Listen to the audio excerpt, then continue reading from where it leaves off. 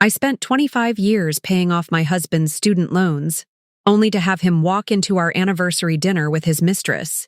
My champagne glass froze midway to my lips as Richard guided a blonde woman at least 20 years younger than me to our table, the table where we were supposed to be celebrating the final loan payment. The restaurant suddenly feels airless as I recognize her from his office Christmas party. Vanessa, the pharmaceutical rep who always laughed too loudly at his jokes. Richard's hand rests casually on the small of her back, in the exact spot he used to place his hand on mine, before extra jobs and tired nights replaced romance. Ever sacrificed everything for someone who betrayed you? Share your story below. The waiter arrives with the expensive bottle of champagne I'd special ordered. Veuve Clicquot, Richard's favorite that we could never afford during those lean years when every spare dollar went to Sally Mae. My husband meets my eyes without flinching as he introduces Vanessa as someone special, while she flashes a diamond that looks suspiciously like the one my mother left me. I suddenly understand with perfect clarity. He waited until the last payment cleared our joint account yesterday before ending our marriage. 25 years of financial sacrifice culminating in this perfectly orchestrated moment of humiliation, timed with the precision of the financial calendar we've lived by for decades. My hand begins to shake as I set down my untouched champagne. "Congratulations," I say, the words sticking in my throat. "On what?" Richard asks with feigned confusion. "On timing your exit so perfectly with the final loan payment," I reply, watching his practiced smile falter for just an instant. Vanessa's eyes widen slightly, darting between us as she nervously twists her designer purse strap. She clearly wasn't expecting me here tonight, in this restaurant where Richard and I had celebrated our engagement 27 years ago. Did she know about the loans I'd helped pay? About the second job I'd taken to speed up the payments?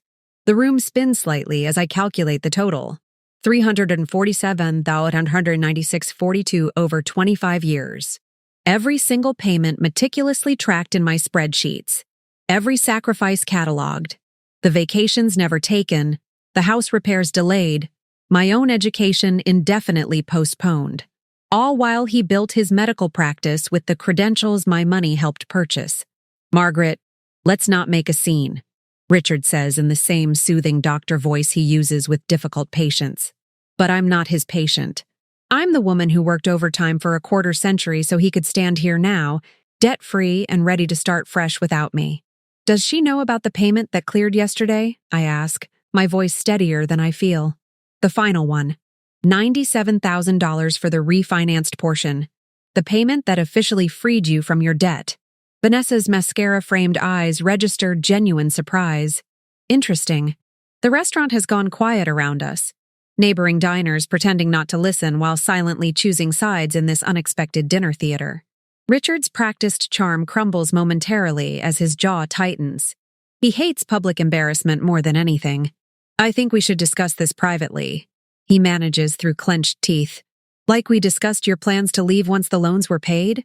I counter, hearing the bitterness in my voice. "Or like we discussed the condo you apparently purchased last month." His eyes widen. He didn't know I'd seen the credit alert. I stand, surprising myself with how steady my legs feel beneath me. "Enjoy the champagne. It's paid for, just like everything else in your life." As I walk away, I hear Vanessa asking him what I meant about the loans. Some small, petty part of me hopes he'll have an uncomfortable evening explaining where all his money went for the past 2.5 decades. In the parking lot, I sit in my sensible sedan, the one I've kept running for 12 years because replacing it would have meant smaller loan payments, and watch my hands shake on the steering wheel. What just happened? How long has he been planning this? How could I not have seen it? My phone buzzes with a text from Richard. "Don't go home yet. I need to get some things. We can talk tomorrow." Just like that, our house of 25 years is suddenly his to command. Where exactly am I supposed to go? To the vacation home we never bought because of his loans?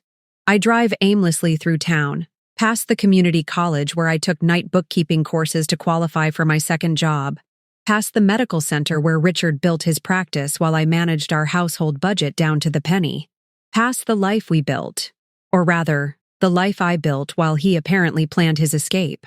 The budget spreadsheet I've maintained for decades flashes through my mind. every column representing choices and sacrifices. The education column that started with his loans and never included my deferred master's degree. The retirement column with his 401k contributions triple what went into mine because his earning potential justified the investment. In the glow of streetlights, I catch my reflection in the rearview mirror. When did those lines appear around my eyes? When was the last time I bought clothes that weren't on clearance? I've been so focused on clearing his debt that I've forgotten to notice my own disappearance. My cell phone keeps lighting up with texts from Richard, alternating between commanding, "Don't access any accounts until we talk," and placating, "This isn't how I wanted to tell you." Each message makes the knot in my stomach tighter. After 25 years, didn't I deserve more than this public ambush? I find myself parked outside our Midwestern Colonial, the house we bought at the height of the 2008 recession because it was a smart investment opportunity we couldn't pass up. Even though it stretched our budget to the breaking point, every financial decision we'd ever made had been calculated against the student loan debt. Every sacrifice justified as an investment in our future, a future he had apparently never intended to share. Richard's luxury sedan isn't in the driveway. Good. I use my key to enter what has suddenly become foreign territory. Our home now transformed into an archaeological site of a dead marriage. Would you have seen the warning signs? Comment below. I move from room to room, seeing everything through new eyes. The kitchen renovation we postponed 3 times. The master bathroom with the leaking shower we never fixed properly because the loan payment comes first. The spare bedroom that was supposed to become my home office once we were financially free. In his study, the computer screen glows with forgotten emails still open. My finger hovers over the mouse. We've never hidden passwords from each other. Financial transparency is the foundation of marriage, Richard used to say when asking me to track every household expense. Was transparency only required from me? I click. The emails reveal conversations with a realtor from 2 months ago, while I was still transferring money from my personal account to cover that month's oversized loan payment. He'd been house hunting with Vanessa while I was picking up extra bookkeeping clients to make the final push toward debt freedom. My hands shake as I open another email chain, this one with his financial advisor discussing the post-divorce asset strategy. The email is dated 14 months ago. He's been planning this for over a year, while I brought him coffee during late-night charting sessions, while I made excuses for his absences at family gatherings, while I believed we were working together toward a shared future. I print everything with mechanical precision. The home printer whirs and clicks, documenting the calculated dismantling of our marriage. Each page confirms what the champagne glass taught me earlier tonight. I have been nothing but a financial plan to him, a means to an end that has now been achieved. Memories flood back with new context. Richard encouraging me to keep working 2 jobs, just until we're clear of the debt. Richard insisting we keep our finances mostly separate for tax purposes. Richard discouraging me from updating my resume, because your current job has such good healthcare benefits. Every supportive-sounding suggestion designed to keep me working toward his freedom. I remember how proud I'd been 6 months ago when we made the plan for the final loan payments. How I'd shown him the spreadsheet with the zeroed-out balance projected for May 15th. "We should celebrate when it's done," he'd said. "Book something special." I had no idea he was scheduling the end of our marriage. In our bedroom. My bedroom. His bedroom. I opened the closet to find half the space empty. His expensive suits gone. Suits I'd justified as professional necessities while buying my own clothes at end-of-season sales. When had he moved them out? While I was working late? During my weekly visit to my sister? The bathroom cabinet tells the same story. His electric razor missing, his toiletries gone. So methodical. So planned. While I'd been counting down the loan payments with growing excitement about our debt-free future, he'd been counting down to his escape. On the nightstand, a silver-framed photo of us on a rare vacation sits like a relic from another civilization. I remember how I'd taken on additional tax preparation clients to save for that trip, working weekends while he attended medical conferences. How many of those had been weekends with Vanessa? I sink onto the edge of the bed, our wedding quilt beneath my fingers. My mother and aunts had made it together, stitching hopes and dreams into each square. A marriage is built stitch by stitch, day by day, my mother had said. What happens when one person has been secretly unraveling those stitches for years? The digital clock blinks 11:43 p.m. Almost midnight. Almost a new day. I should feel something more. Rage, despair, anything. Instead, I feel a strange hollowness, as if the woman who walked into that restaurant hours ago has been evacuated from my body, leaving only a shell of efficient movements and practical thoughts. I walk to the home office and unlock the filing cabinet where I've kept meticulous records of our financial life together. Every tax return, every loan statement, every bank transfer, the story of our marriage told in numbers and transactions. I begin to spread them across the desk, creating a timeline of what I now recognize as exploitation disguised as partnership. Our joint account statement shows a sizable withdrawal this morning, $5,000, the maximum daily ATM limit. So that's why he suggested today for our celebration. One last cash grab before the confrontation. Clarity comes like a cold wave. I need to protect myself immediately. My laptop powers on, the banking website accepting my login information. I begin the process of financial triage, removing his access to my personal accounts, documenting balances, taking screenshots of transaction histories. All those years of managing household finances have made me efficient in crisis. Ever had to financially protect yourself from someone you trusted? Drop your advice below. A memory surfaces, Richard laughing at a dinner party when someone asked if I managed their investments.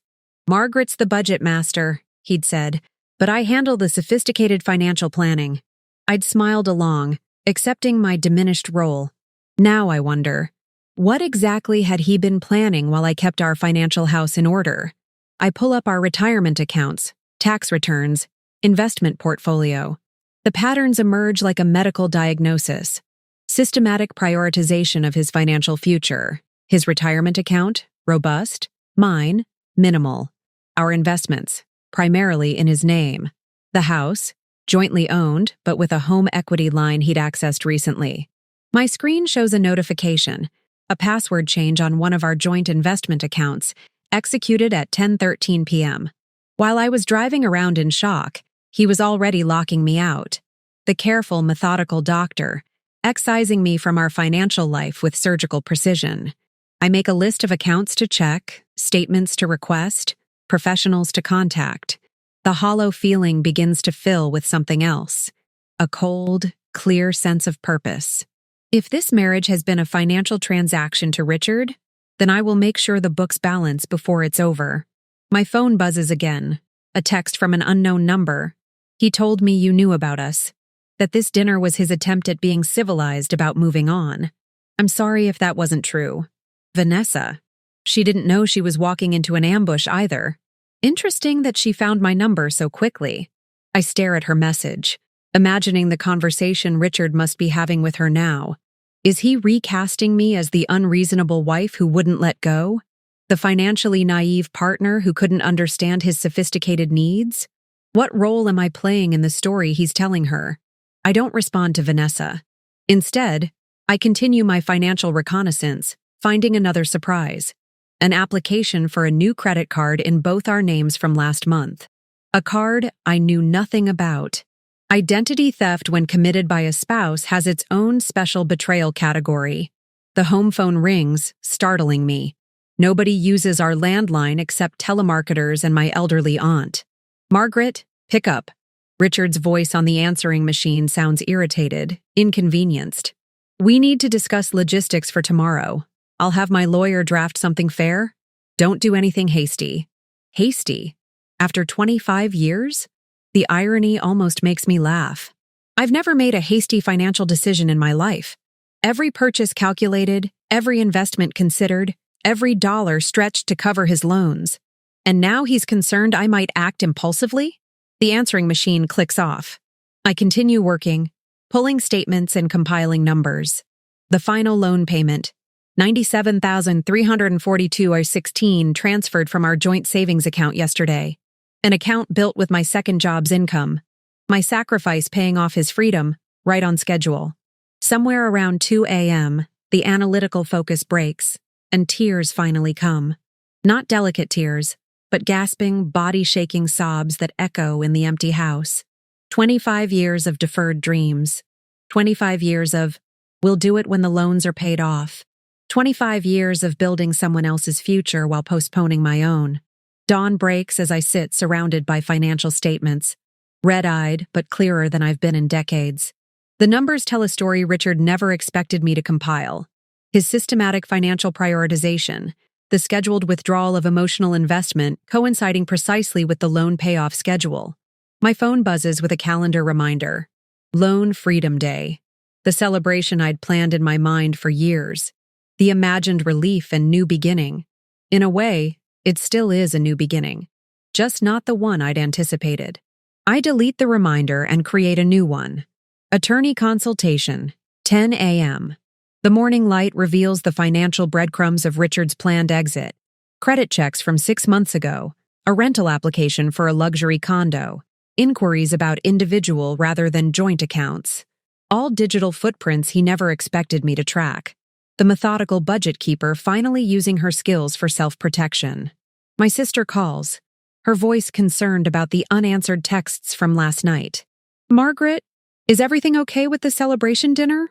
I take a deep breath, the words strange and new on my tongue. I'm getting divorced. Richard brought his girlfriend to our anniversary dinner. Saying it aloud makes it real in a way the night's discoveries hadn't. I'll be right over, my sister says immediately. No, I reply, surprising myself with my certainty. I need to see a financial advisor first, then a lawyer. Can you meet me for coffee after? For the first time in decades, I'm prioritizing practical protection over emotional processing. It feels foreign. It feels necessary. What would be your first step after discovering decades of betrayal? Comment below. I shower and dress with unusual care, selecting my one designer suit, purchased for Richard's medical practice anniversary. The irony doesn't escape me as I apply makeup, covering the night's tears. Today is indeed Independence Day, just not the one I'd planned to celebrate. The financial advisor's office is in a sleek downtown building I've driven past but never entered. I have an emergency, I tell the receptionist. I need to see someone about divorce financial protection. Today. My directness surprises us both. The accommodating Margaret Lawson has been replaced by someone with urgency and purpose. Ms. Lawson? A man with thoughtful eyes and silver hair extends his hand. Terrence Wilson. I specialize in divorce financial analysis. Tell me what's happened. His calm competence steadies me as I explain the situation in bullet points rather than emotions. The loans, the betrayal, the financial concerns. Terrence listens without interruption, occasionally making notes. When I finish, he looks up with unexpected intensity. You've been managing complex household finances and multiple income streams while working 2 jobs for 25 years? I nod, unsure of his point. Then you have more financial acumen than most clients I see. That's going to be valuable now. For the first time in years, someone sees my financial skills as an asset rather than a domestic duty. Terrence spreads my hastily gathered documents across his desk. You've done good preliminary work here. Let's build on it. He doesn't treat me like a victim, but like a competent partner in my own financial rescue. Together, we create a financial protection strategy. Accounts to separate, assets to document, records to secure. Each action item feels like reclaiming a piece of myself. The most important thing, Terrence emphasizes, is recognizing that your financial contributions to this marriage went far beyond the loans. He pulls out a calculator, running preliminary numbers on the value of my support that enabled Richard's career. Your financial contribution to his education and loan repayment has a quantifiable value in divorce proceedings, especially since the timing of his exit so closely correlates with the final payment. By noon, I have a comprehensive financial protection plan and a referral to a divorce attorney known for handling cases involving professional degrees and spousal contribution. You're not starting from zero, Margaret, Terrence says as I leave. You're starting from a position of documented financial contribution. Remember that. My phone shows multiple missed calls from Richard and a text. My attorney will contact you. Don't talk to anyone until then. Too late, I think, driving to the attorney's office. The woman who silently accepted financial directives has been replaced by someone taking action. The attorney, Catherine Bryant, reviews my financial documentation with raised eyebrows. "You have unusually comprehensive records," she comments. "Most clients struggle to piece together financial histories during divorce. The years of meticulous record-keeping, once a duty, now become my armor." Catherine explains the concept of dissipation of marital assets, the legal term for Richard's apparent withdrawal of funds and secret credit applications in anticipation of divorce. "His actions create a paper trail that works in your favor," she explains, especially with the timing coinciding with the loan payoff. With each professional consultation, a pattern emerges, my perceived weakness, being the financial caretaker, transforming into unexpected strength. The skills I developed managing our constrained household budget are precisely the skills I need to navigate this crisis. By late afternoon, protective legal measures are in place. Temporary orders preventing account closures, documentation of existing assets, formal requests for financial disclosures, the machinery of legal protection humming into action with surprising efficiency. My sister meets me at a coffee shop, her face lined with concern. "You seem so calm," she observes as I outline the steps I've taken. "Shouldn't you be falling apart right now?" I consider her question, stirring my coffee. "I think I've been falling apart slowly for years," I reply. Now I'm finally putting myself back together. A text from Richard, his frustration evident even in digital form. "The bank says you've restricted the accounts. This isn't necessary, Margaret. We can handle this reasonably." Translation: he's encountering unexpected resistance to his carefully orchestrated exit plan. My sister reads the text over my shoulder and snorts. "Reasonably? Like ambushing you at your anniversary dinner was reasonable?" Her indignation feels supportive, but I'm moving beyond anger to something more powerful. Strategic clarity about what I'm entitled to after 25 years of calculating sacrifice. The next text is from Vanessa. "I swear I didn't know about the loans or the timing. Can we talk?" I show my sister, who rolls her eyes. "Damage control," she mutters, but I'm not so sure. Vanessa's shock at the restaurant seemed genuine. Richard's pattern of manipulation likely extends to her as well. I replied to Vanessa with calculated precision. "Coffee tomorrow at Westside Cafe, 9 a.m. Come alone." My sister looks shocked. "You're meeting the mistress? Voluntarily?" I nod. "Information is power," I explain. And I suspect she has information Richard doesn't want me to have. That evening, I return to a house that no longer feels like home. Richard has clearly been there, more clothes gone, along with small valuables easily pocketed. His calculated efficiency would be admirable if it weren't so cold. I changed the locks with the new set I purchased on the way home, the hardware store receipt carefully filed for my attorney. The night passes in bursts of productivity between waves of grief. I secure important documents, change passwords on my personal accounts, and catalog household items with photographs. The practical tasks keep the emotional tsunami at bay, though just barely. At dawn, I dress carefully for my meeting with Vanessa, choosing clothing that projects competence rather than victimhood. The woman in the mirror looks older, wearier, but also somehow more substantial than the one who walked into the restaurant 2 nights ago. Would you meet with the other person if they claimed they were deceived too? Share your thoughts. Vanessa is already at the cafe when I arrive, nervously shredding a napkin. Her designer outfit and perfect makeup can't hide her discomfort. She looks up with a mixture of defiance and uncertainty. "Thank you for meeting me," she begins, her rehearsed poise faltering. "I need to know what you meant about the loans." I order coffee before answering, taking time to study this woman who has been cast in my replaced role. Young, ambitious, clearly invested in the carefully cultivated image Richard projects. I recognize my younger self in her confidence that she's secured a successful future with a respected professional. Richard finished medical school with $347,196.42 in student loan debt. I begin, the number seared into my memory. We've been paying it off for 25 years. I took on extra jobs to help clear it faster. The final payment cleared the day before our anniversary dinner.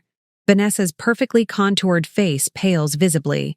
"He told me his practice had been in debt," she says carefully. "Business loans for equipment and expansion. He said the payments were finally ending this month, which meant..." She trails off, realizing how carefully Richard had crafted his narrative for each of us, which meant he could finally afford the lifestyle he wanted with you. I finish for her. Something shifts in her expression. Recognition of a pattern. He's been telling me we needed to be careful with finances until June, she admits slowly. That's why the engagement hasn't been announced yet. The cafe buzzes around us as two women compare notes on the same man's calculated deceptions. He bought a condo last month, I tell her. Her eyes widen. He told me we'd start looking for a place together after his business loans were paid. Another carefully managed expectation to match his financial timeline. Vanessa pulls out her phone, scrolling through messages. He's been moving things to my place gradually, she says. He claimed you'd agreed to divorce months ago and were just working out the details privately. Her expression hardens as she realizes how completely she's been manipulated as well. I should hate this woman, but all I feel is a strange sense of connection. Both of us cast in roles in Richard's financial performance. There's something else you should know, she says, her voice dropping. I found documents in his briefcase. Something about transferring assets to an account I've never heard of. In Arizona, I think. Hidden accounts. Of course. I write down the details Vanessa shares. Dates, bank names, account numbers she remembers. Each piece of information, a potential key to unlocking the full scope of Richard's deception. Information he never imagined we would exchange. Why are you telling me this? I ask her directly. She looks down at her diamond ring. My mother's stone reset in a modern band. Because I'm realizing this pattern probably won't change with me, she admits. And because what he did to you after 25 years was, she searches for the word, cruel. We part with an awkward handshake, unlikely allies in the aftermath of Richard's calculated exit strategy. I drive straight to Terrence's office, the information about hidden accounts too valuable to wait. His assistant takes one look at my face and ushers me in immediately. Arizona has favorable asset protection laws, Terrence explains after reviewing my notes. It's a common tactic for professionals planning to divorce, transferring assets to take advantage of different state regulations. He's seen this pattern before. Of course he has. Richard isn't as original as he thinks. Terrence makes calls, accessing financial networks I didn't know existed. By noon, we have confirmation, an account established in Arizona 3 months ago, coinciding perfectly with the projected final loan payment date. The predictability of Richard's actions would be almost comical if it weren't so devastating. My attorney adds the Arizona account to our filing, her expression grim but satisfied. Judges don't look kindly on hidden assets, she explains, especially with such clear timing correlation to the divorce planning. Every piece of evidence strengthens my position, the position Richard never expected me to fight for. 3 days of intensive financial forensics reveal the full picture. Richard has been systematically preparing for at least 18 months, gradually positioning assets, establishing credit lines in his name only, and timing everything around the final loan payment. The level of calculation is breathtaking. What Richard failed to consider was the very quality that made me useful to him for 25 years. My meticulous attention to financial detail. The spreadsheets tracking loan payments now document the timeline of his betrayal. The budget categories reveal the pattern of his withdrawals. My financial vigilance becomes my greatest asset. A certified letter arrives from Richard's attorney, a settlement offer that would leave me the house, with its significant mortgage, and a token portion of our assets. The careful language portrays Richard as generous, offering me stability while he takes the liquid assets and retirement accounts. His version of fair is anything but. I forward the letter to Catherine without response. She calls immediately. This confirms he doesn't know that we know about the Arizona account or the timing correlation with the loan. He thinks you're still the compliant wife who will accept whatever he offers. For once, Richard's underestimation of me works in my favor. Ever been underestimated by someone who took advantage of you? Share how you proved them wrong.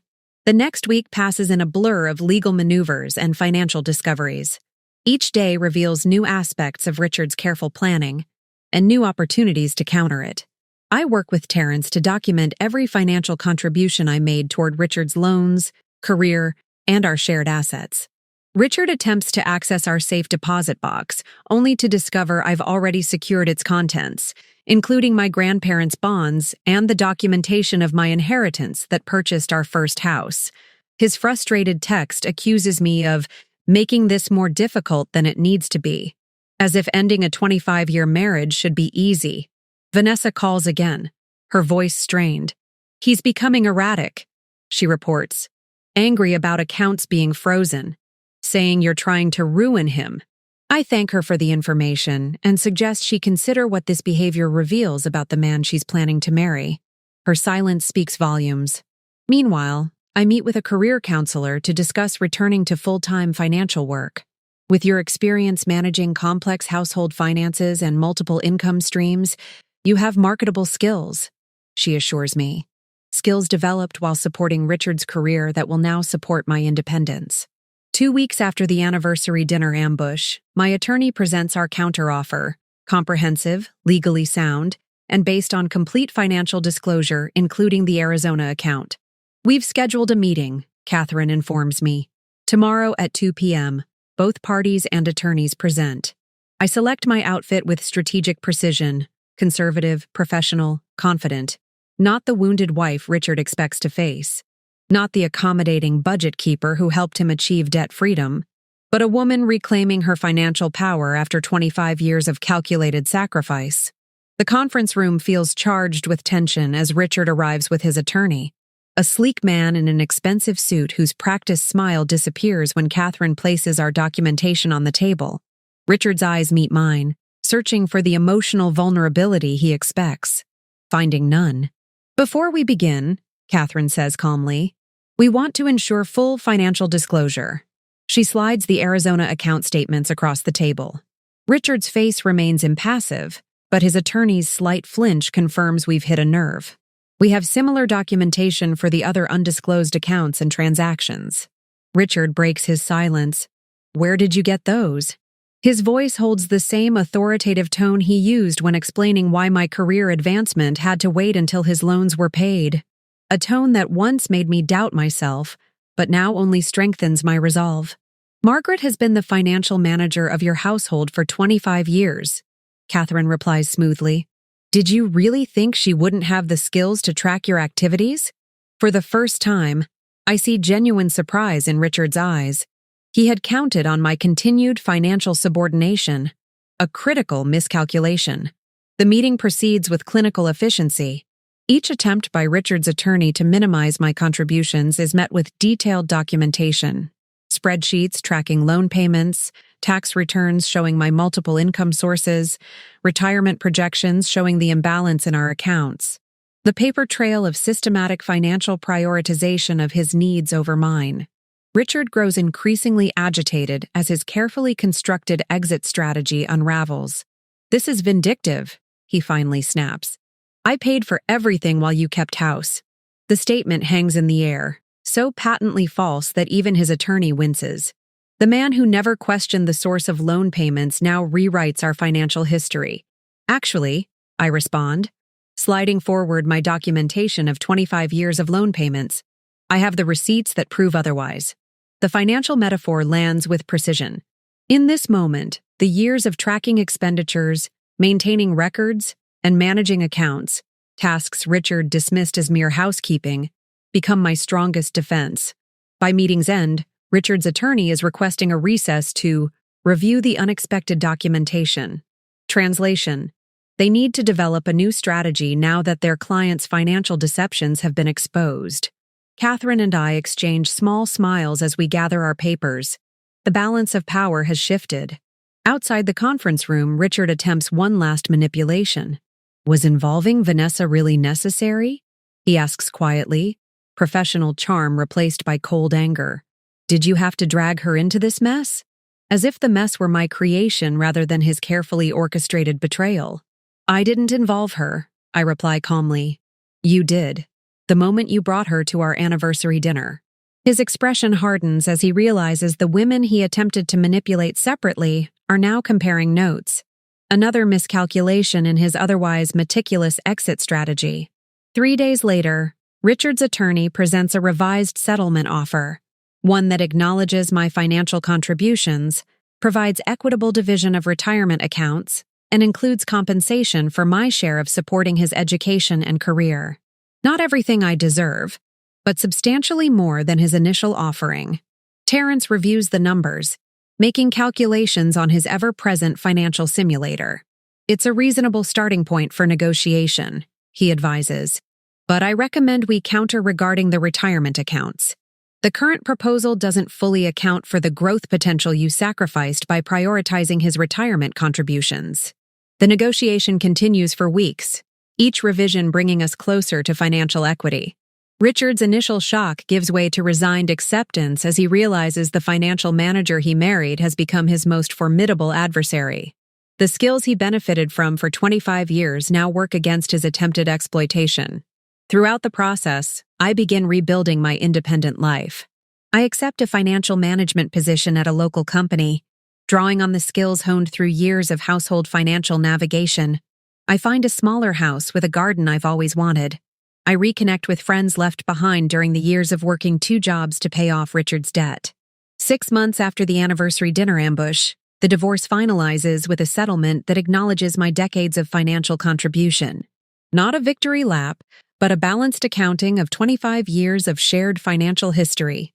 Richard signs the papers without meeting my eyes, the calculated charm entirely absent now. Has anyone tried to rewrite your shared history? Share how you reclaimed your truth. I learned through mutual acquaintances that Vanessa ended their relationship after discovering financial discrepancies in their joint vacation planning. Richard's pattern continuing exactly as predicted. Some people never change their fundamental calculations. They just update the variables. The first night in my new home feels strange. Smaller spaces, but somehow more room to breathe. The furniture I selected not for resale value, but for comfort. The garden I'll plant not according to property value calculations, but based on flowers I actually love. Small decisions that represent financial autonomy I haven't experienced in decades. 1 year after the final loan payment, I review my personal financial statement with Terrence. "You've made remarkable progress," he notes, showing me the growth in my retirement accounts, the equity building in my appropriately sized home, the emergency fund that represents security I control.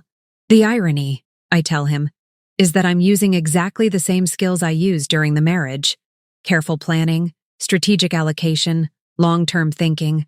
The only difference is that now these skills serve my future instead of someone else's. He nods, understanding the transformation represented by that simple shift. Sometimes I calculate what those 25 years of loan payments would be worth if invested for my retirement instead. The number is staggering, over $1 million with compound interest, a financial sacrifice that can never be fully recovered. But I'm no longer looking backward at what was taken. I'm looking forward at what I'm building. I run into Richard at a community fundraiser 2 years after the divorce. He's alone, the distinguished doctor slightly diminished by events he never anticipated. "You look well," he offers awkwardly. "I am well," I respond truthfully.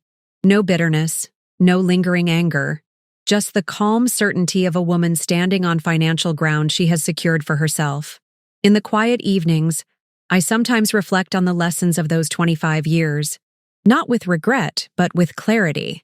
I learned that financial partnership requires mutual investment, emotional and practical.